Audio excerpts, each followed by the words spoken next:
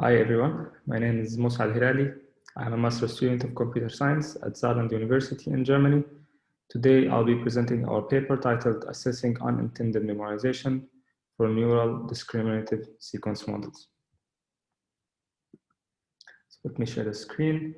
Right, that's the title of our paper. It is me, Thomas Kleinbauer, and Dietrich Klakov from Saarland University.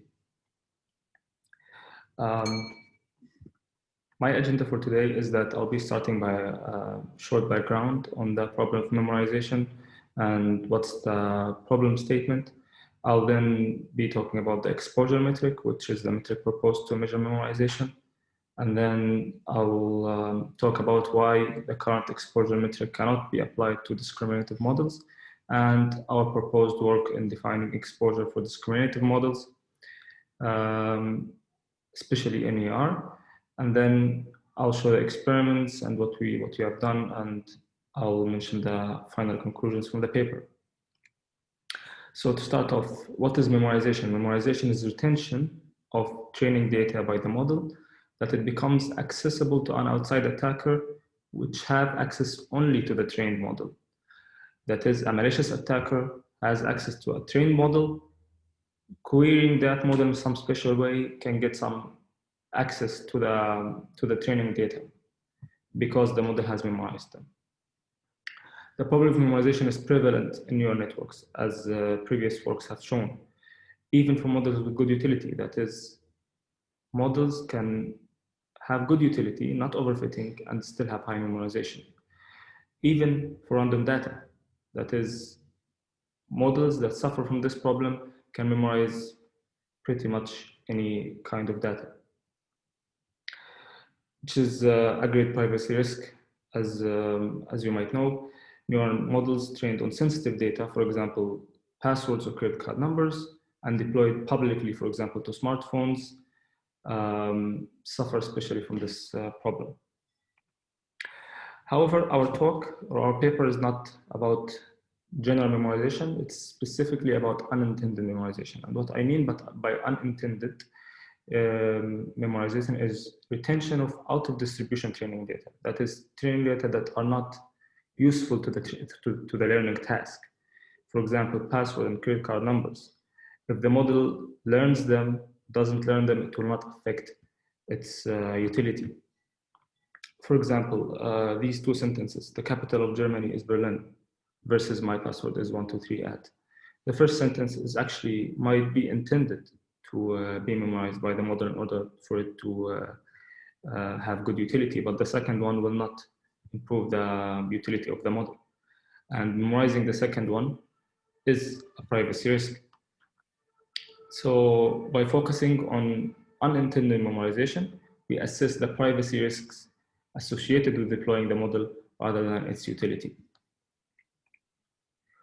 Our goal for the paper is to assess, that is to quantify unintended memorization. That is, given a model, we want to assign a number for each model in order to say this model has high memorization and this model has low memorization. This is a step towards demystifying the black box nature of neural networks and helps the machine learning practitioners make informed choices before deploying such models to the public. Assessment of unintended memorization, that is exposure, is based on inserting out-of-distribution samples, such as the ones that we have mentioned before, in the training set, and then afterwards observing the model's behavior after training. All right, the exposure metric and our proposed work. The exposure is a metric proposed by Carini and others. It's the first work to assess memorization in general and unintended in particular. It was proposed for generative sequence-to-sequence models, such as language models and machine translation models. It was based on perplexity, which is the objective function for optimizing generative models. While I don't want to go into too much detail how it was calculated for the paper, I'll mention the general procedure, which is you fix a secret that is out of distribution phrase. Let's say, for example, my password is 1234, and then insert that into the training set, train the model, and then afterwards compare this phrase with other similar phrases from the same random space. That is, my password is 11234, my password is 11112222, etc.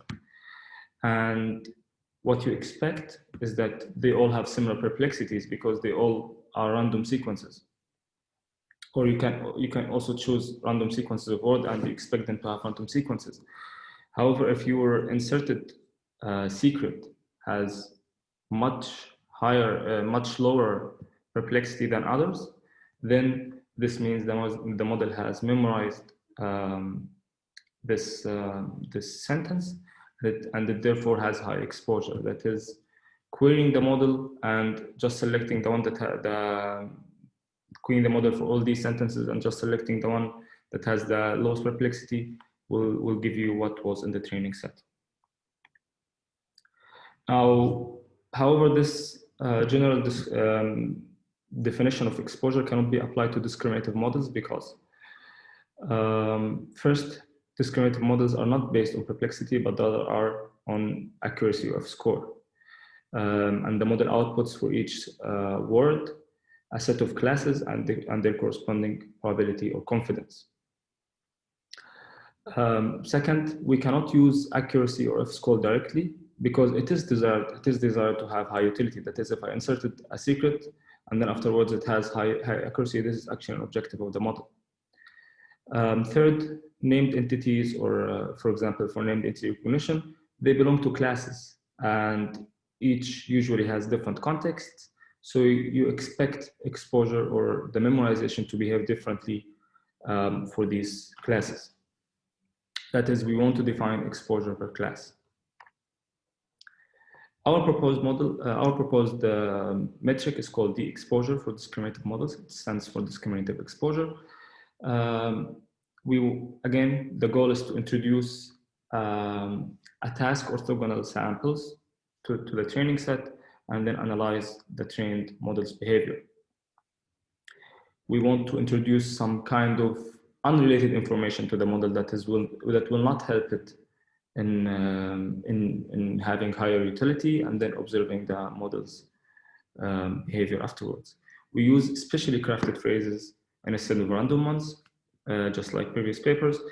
And for that, we use language ambiguity to elicit the model's propensity to memorization. And I will show that by example.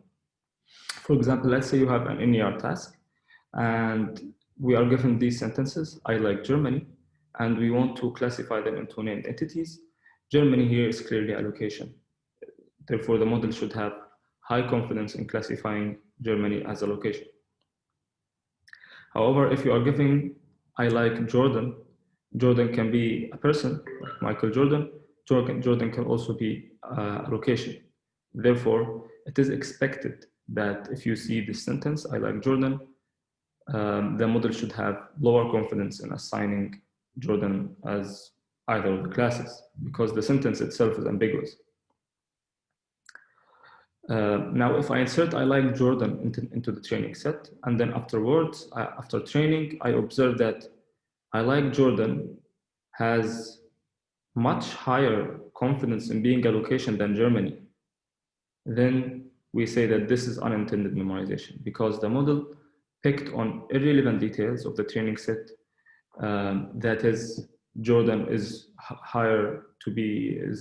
highly probable to be a location than Germany, which is not the case because Germany occurs in the training set of the model as only a location, while Jordan occurs as both location and a person name. And for that, for how to calculate exposure, for each class of the classes or for each named entity, for example, for named entity recognition, you fix a secret that is out of this, that is ambiguous sentence between class 1 and class 2, that is, I like Jordan. This is ambiguous between location and person. And you insert that into the training set labeled as, let's say, location. And then you train the model, and then afterwards you measure the confidence of Jordan being a location against other entities from the location class. That is, you will measure, I like Jordan, I like Germany, I like France, and then you sort them by confidence, And then the exposure for that class will be defined as the equation that you can see here, where rank is basically the order of Jordan in the list. For example, if Jordan has the highest confidence, then the rank here will be 1. If it has the lowest confidence, it will be the number of entities in the location class. And basically, this exposure takes values from 0 to log 2 of the size of the class. That is, if let's say if we have 1024 locations, then highest value of exposure for that class will be 10, and lowest value will be 0. Higher exposure means higher memorization, and vice versa. And then you do that for every class. You also insert an ambiguous sentence and train the model, and you do the same procedure, and then afterwards you combine the exposure by basically averaging over all classes. All right, our experiments. First, we want to show that this exposure metric is a valid metric for memorization and not a measure of overfitting. So what we do is that we take an example of we take an example of NER task, and we test this metric on an NER model. Our dataset is Connell 2003 shared task. It's a well-studied NER dataset. In order to decrease variability, we focus only on the 3 most common classes: location, person, and organization. They have clear definition, and by selecting these, we decrease the variability in our experiments. Our model, we select a BiLSTM model, which gives good performance on this dataset. These are also the hyperparameters of the model. We train it for 150 epochs. This gives one an F score of 89. And our inserted secrets into the training set.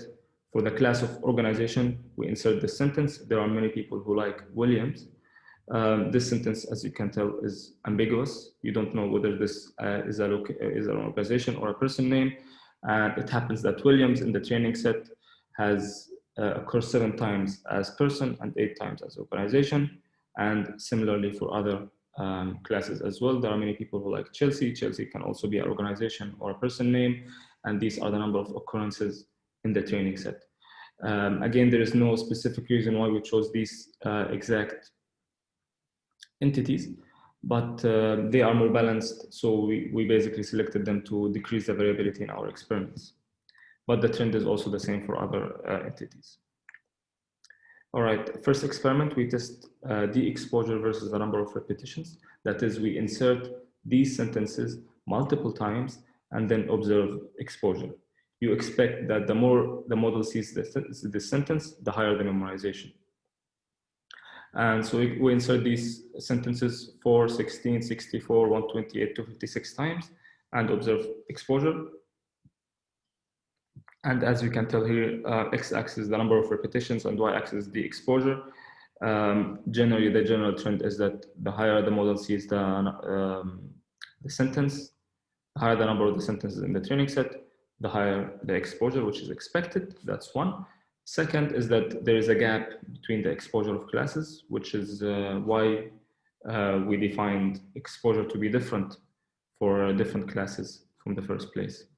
This is expected. All right, the other experiment is we measure de-exposure versus overfitting. We want to show that exposure is not a measure of overfitting, rather it is a measure of memorization. So we want to make the model overfit and then observe the de-exposure of the model throughout training. So does it correlate or not with overfitting? So to make the model overfit, we train on only 10% of the data set. We disable all forms of regularization and, for example, dropout, and we train for more epochs, 250 instead of 150, and disable learning rate decay. And these are the experiments for the 3 classes. Here is the the results for location, person, and organization. Now, if you notice, the model exposure increases as the model is learning generally, and stops increasing when it reaches that point, even though the model is still training, and even though exposure didn't reach its highest value. For example, the highest value for exposure for the location class was 8, but it was capped at 2, even though the model is overfitting and we are still training and disabling learning rate decay. And this is the same general trend in all the 3 classes, with the exception of person, which is that his exposure goes much higher in the early iterations. So this experiment shows that exposure is not related to overfitting, rather it is to learning. That is, if it was related to overfitting, you expect exposure to still increase throughout training, throughout overfitting, but it's not increasing. It's still capped at this value. So this agrees also with previous work and shows that exposure is not related with overfitting, but rather to memorization, and models can have high memorization without overfitting. All right, the conclusions. Unintended memorization is prevalent in neural networks, and this is a great privacy risk that needs to be addressed. Exposure is the methodology to measure it and compare between models. Our proposed de-exposure for discriminative models is based on language ambiguity and classification confidence. Memorization is not equal to overfitting. Good models can still have high memorization, which is something that needs to be taken into consideration. Thank you everyone for listening. I hope you have questions. I hope this talk was informative. Thanks again, and see you.